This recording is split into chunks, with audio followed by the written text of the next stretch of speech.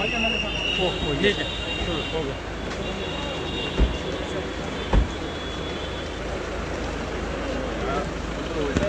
बाहर चलो शुभन।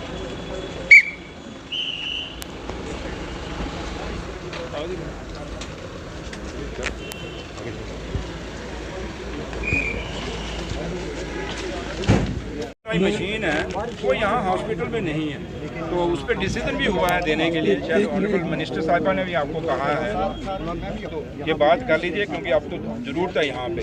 तो इसको जल्दी से जल्दी जो भी करके मैडम से बात करके इसको जल्दी यहाँ पहुँचाइए, क्योंकि लोगों की डिमांड है। यहाँ मैं अभी हॉस्पिटल में ही हूँ और काफ़ी लोगों से बात हुई है, क्योंकि ये खिता पीर पंचाल में बड़ा इंपॉर्टेंट हॉस्पिटल है, जोरी आप जानते हैं। ठीक है, ये करिए प्लीज। में इस तरह के बयान जैसा काम करती है, देखिए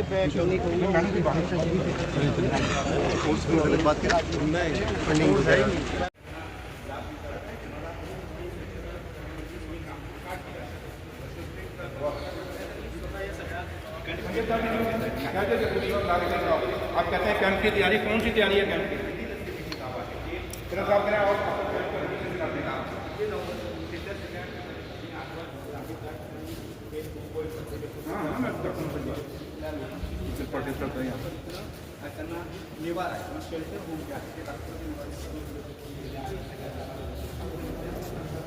बताइए आपका कौन है यहाँ सिक्योरिटी का? कौन है ईओ? कौन है? आपको ईओ ने सफाई करके देनी थी ना? ईओ है, आपने फोन किया उसको? सैनिटेशन का कितने, ये सफाई का किसको चार्ज दिया हुआ?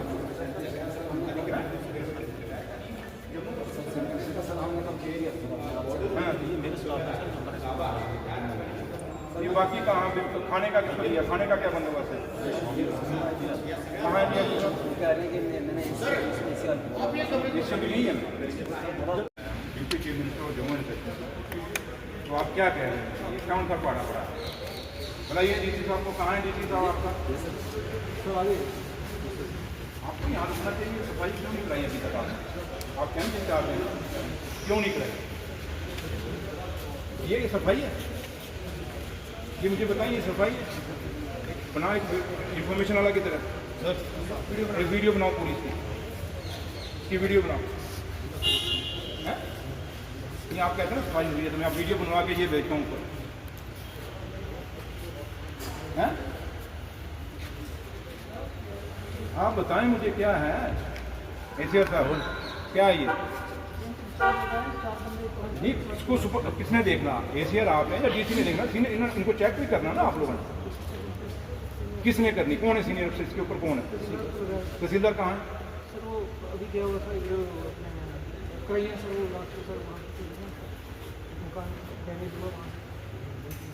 क्या देखने गया? ये हम देख के आए हैं, उन्होंने क्या देखा? ऐसे ही देख रहे जो देख, ये नहीं चलेगा भैया। आप करिए इसको सफाई होकर, पूरा खोलिए इसको, सफाई कराइए। क्या आपको पैसे नहीं मिल रहे थे? ये मुफ्त खाना जेब से खाना आपने? किसने नहीं आपको?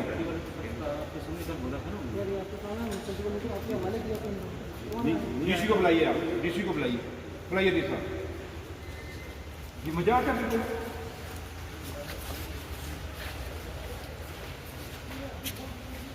हाँ, और कौन सा कैंप है यहाँ? ठीक है, ठीक है, ठीक है। कौन कौन प्रोग्राम है? एक ये है और ये कैंप है। यहाँ कौन रहेगा? आपको रात को सुनाई यहाँ सो गए इस कंडीशन में? यहाँ तो शादी का प्रोग्राम लगा हुआ था,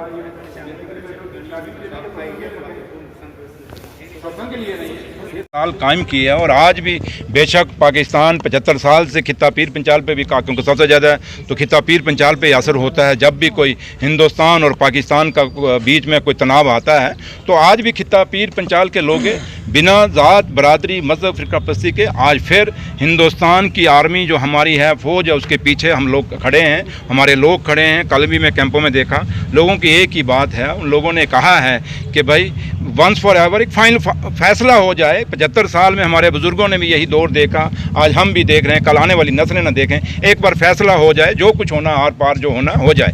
तो लिहाजा लोगों का अपना एक जज्बा, एक जुनून हमने देखा है। थोड़ा सा लोगों की शिकायतें भी आई कल नौशहरा में भी और यहाँ में भी कि बंकर्स का, उन्होंने कहा कि बंकर्स नहीं बने, और मैंने उनको कहा है कि अब क्योंकि अब जंग के बीच में हम हैं, एक दौर के बीच में हैं, अब तो कुछ नहीं, लेकिन मैं ये जो रिपोर्ट पूरी मैंने जो बात की है मैं सीएम साहब के नोटिस में लाऊंगा, और मैं लोगों से यही आपके लोगों के माध्यम से अपील करूंगा कि इस जो आज ये दौर चल रहा है या 3-4 दिन से, हमेशा जैसे हमारे बुज़ुर्ग हिंदुस्तान की फ़ौजों के साथ खड़े रहे, शाना बशाना इस देश के तिरंगे को ऊंचा रखा, हम लोगों ने भी इस देश के तिरंगे को ऊंचा रखना है, इस देश को मजबूत करना है, इस जम्मू कश्मीर को मजबूत करना है। ये तभी होगा जब हम लोग इकट्ठे होकर उन ताकतों का मुकाबला करेंगे जो ताकतें हिंदुस्तान को या जम्मू कश्मीर को कमज़ोर करना चाहते हैं। सर, आज सुबह लाइन ऑफ कंट्रोल का दौरा किया है आपने, सुबह लाइन ऑफ कंट्रोल का दौरा किया जहाँ लोग मुतासर हुए, उसके बाद राजशीत कैंपर में भी आप गए, किस तरह के इंतजाम लगे और लोग जिनका नुकसान हुआ किस तरह देखा, उन्होंने क्या उन लोगों की डिमांड रही? देखिए, मैं तो अभी सुबह जब मैं निकला था, मैंने पुंछ को जाना था और मुझे रोका, मुझे ये एडवाइस किया गया क्योंकि हालात पुंछ में अभी ठीक नहीं है, वरना मैंने पुंछ में, लेकिन अभी भी मैं कोशिश में हूँ कि ये रजौरी का दौरा करने के बाद मैं पुंछ में जाऊँ, और हमारी कोशिश यही रहेगी कि अब क्योंकि हम लोगों ने खास करके हमने अपने आप को खुद संभालना है। हम कहें कि हर चीज़ सरकार पे आएगी, वो बात नहीं बनती, और अब कैंपों के अंदर हम कहें घरों वाला माहौल मिलता, वो भी नहीं मिलता, और लोग इस बात को समझते भी हैं। तो लिहाजा मैंने आपको एक ही बात कहूँगा कि लोगों का जज्बा और जुनून बहुत है, और वो चाहते हैं कि हम ये जो आज का ये जो जंग शुरू हुई है इसमें फैसला लिया जाए, और हिंदुस्तान की फ़ौजों के पीछे वो खड़े हैं लोग। सर, एक इम्पॉर्टेंट सवाल है रजौरी और पुंछ के हवाले से है, क्योंकि इस दौरान आप देख सकते हैं कि कशीदगी भरा माहौल है, जहां पुंछ में 12 लोगों की जान गई है, जिसमें एक उलमा भी थे, ज़ियाउल उलूम के जो टीचर थे, और उस टीचर पर जो है बीजेपी रजौरी यूनिट के एक लीडर ने रिमार्क्स दिए हैं कि वो भी दहशतगर्द था, वो भी दहशतगर्द है। रंजीत तारा नामी वो एक लीडर है जिसने इस पर रिमार्क्स दिए हैं। आप जानते हैं कि मोहम्मद इकबाल जो मौलवी थे ज़ियाउल उलूम में, उन पर रिमार्क्स दिए, तो क्या कहना चाहिए? देखिए, मैंने कहा कि ये देश मुनियों, ऋषियों, पीन पैगंबरों का है। ये मौलवी हों, चाहे संत हों, चाहे ऋषि हों, उन लोग जो लोग सीधा सुबह शाम उस भगवान, उस अल्लाह ताला के साथ अपनी पूजा में लगे रहते हैं, उनकी रिस्पेक्ट करनी चाहिए। और आज अगर किसी ने कोई बयान दिया है तो वो बचकानी हरकत है, मैं उस पर तबसरा नहीं करूँगा, क्योंकि देश इस समय देश की मकसद कुछ और है, हमारी फ़ौजों का मकसद कुछ और है। जो लोग ऐसा बयान देते हैं उनको अपनी ज़बान पे थोड़े से लगाम देनी चाहिए, और ऐसी कोई बात नहीं कहनी चाहिए कि जिससे किसी का दिल दुखता हो, क्योंकि जिस तन लागे वो तन जाने, क्या जाने पीर पराई।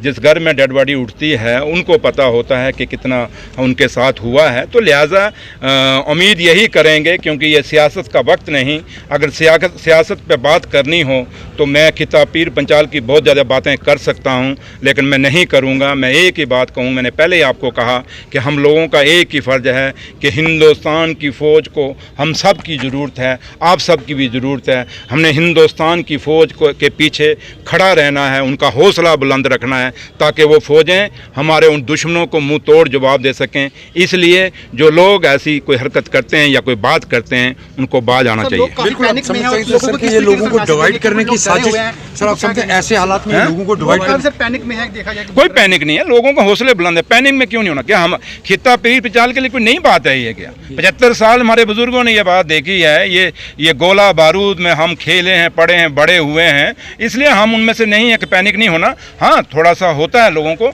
लेकिन लोगों को कहो कि ये देश कुर्बानियों के बना हुआ देश है। हमें अगर भगत सिंह, राजगुरु, सुखदेव ना होते तो आज हिंदुस्तान ना होता। इसलिए पैनिक नहीं होना। हाँ, कोई ज़रूरत है अपने ऑफिसरांस को बताइए। डिस्ट्रिक्ट एडमिनिस्ट्रेशन के साथ अभी मेरी 11:30 बजे मीटिंग है, वहाँ भी हम बात करेंगे। सिविल सोसाइटी के साथ भी मीटिंग है, बात करेंगे। इसलिए पैनिक वर्ड मेरे ख्याल शूरवीरों के लफ्ज़ ये कभी पैनिक नहीं होता। शूरवीर हमेशा मुकाबला करते हैं और देश का तिरंगा हमेशा ऊँचा रहता है। ऐसे हालात में इस तरह के बयानबाजी, मैंने कहा कुछ चीज़ें आखिरी सर।